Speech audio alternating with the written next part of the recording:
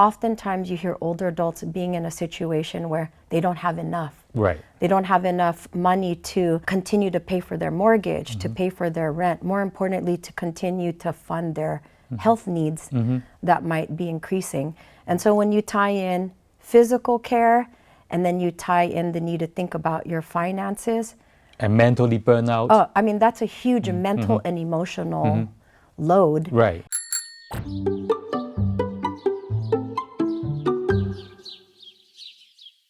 歡迎大家收睇由安樂居呈獻嘅不老80。唔知大家有冇聽過三文治世代啦？嗱，可能係你，又或者係我嘅喎。咁究竟點樣影響緊我哋呢？同埋有啲咩辦法可以幫助到呢啲三文治世代呢？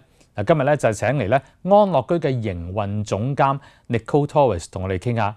Hello, Nicole. Can you first introduce yourself and share a little bit about your journey with Unlock? Sure. Yeah, so again, my name is Nicole Torres, and then I'm Unlock's Chief Operating Officer.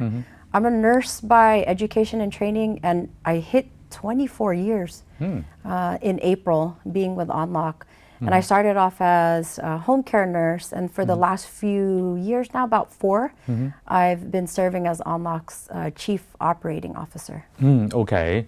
So what inspired you to join senior care? I was thinking about this question actually for a long time, and my immediate answer has always been first my maternal grandmother, which is my mom's mom.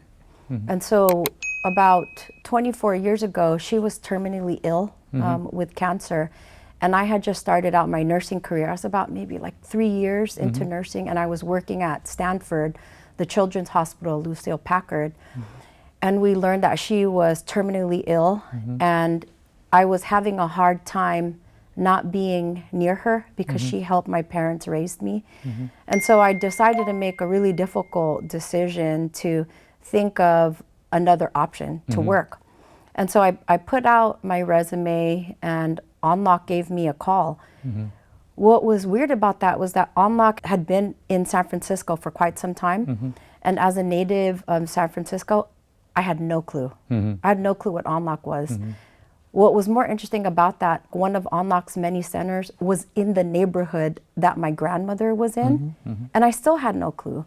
And so when I learned about where that center was, I went for the interview, decided to, go for the position because it allowed me a chance to serve in the community as a nurse, but then also have time with my grandmother. So it started off like that. But that was over 24 years ago, and a lot of people ask, like, why have you stayed so long? And the inspiration is because of all the other adults in my family and all the other adults that I've come across in my life who Unlock is actually changing and impacting their lives. That's why I stay. And it's actually, I stay because of people like you. The people who are committed to Unlock are really there because they value aging and how it's cool to age. Right. It's important to age. Our compassion for that allows us to serve the older adults. So that's why I stay, and that's why I stay inspired. Yeah, I really agree on that. Like people that work in the senior industry, they really have to believe on it. Yeah.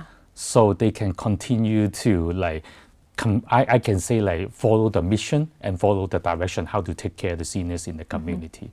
So what do you think right now, the families in the Bay Area, do you think they are under more pressure than before? I would say yes and no. I would say no, only because aging has existed forever, right? And family units have existed forever. But now we have the resources, and we have more platforms like this where we could talk and share about our experience, that we're learning more about how much people are struggling, how the older adult is struggling, and how their family unit or their support system is also struggling. So in general, I think given the pressures of our current environment, politics, economics, and for us in the Bay Area, it's difficult just to live. And so I would imagine that it is also more difficult to age. And so, yes, it is hard to do that for various reasons, from the economics to the struggles with finance, transportation, and finding the right care. It's definitely a lot to navigate for the older adult and also their families, if they have them. One of the terms, I'm sure you heard it before, is called sandwich generation. That means we have to balancing the work, children, and also, our aging parents. What do you think? I'm living that. On a personal level, I'm living that. I'm the eldest of 3, and I'm caring for my dad, who's terminally ill with cancer, and then also supporting my mom, who's caring for him. She doesn't share it out loud, but I observe her experiencing a lot of caregiver burnout. And so being a leader of the organization that serves older adults makes me very aware. So what I think about it is that it's real. The sandwich generation is real. Many people are experiencing it. And because of the time that I've spent with Unlock, I have the tools and I have the insight about how to think about how to help my parents, but not everyone does. And so having the invitation to talk to you about this is important, because I found that being okay to talk about one's own personal struggle is actually opening up doors for other people to share. You know what? Is that what that's called? Because I'm actually experiencing that with my mom and dad, or I'm experiencing that with my grandmother, or I know someone who is, and then that opens up the conversation to want to learn more about what's available, Unlock being an example. Okay, I also heard a lot of people share about the sandwich generation. Not only the physical issue, it's also mentally and financially. What do you think? Yeah, that's definitely it. Plus more. In the sandwich generation, if you happen to be the caregiver, or if you are the older adult who needs help, you might need physical help. Somebody to help you with the chores, someone to help you get out of bed, someone to help you with transportation. But there's also an element of financial health. Depending on how you've led your life and thought about your own finances, oftentimes you hear older adults being in a situation where they don't have enough. Right. They don't have enough money to continue to pay for their mortgage, to pay for their rent, more importantly, to continue to fund their health needs that might be increasing. And so when you tie in physical care, and then you tie in the need to think about your finances.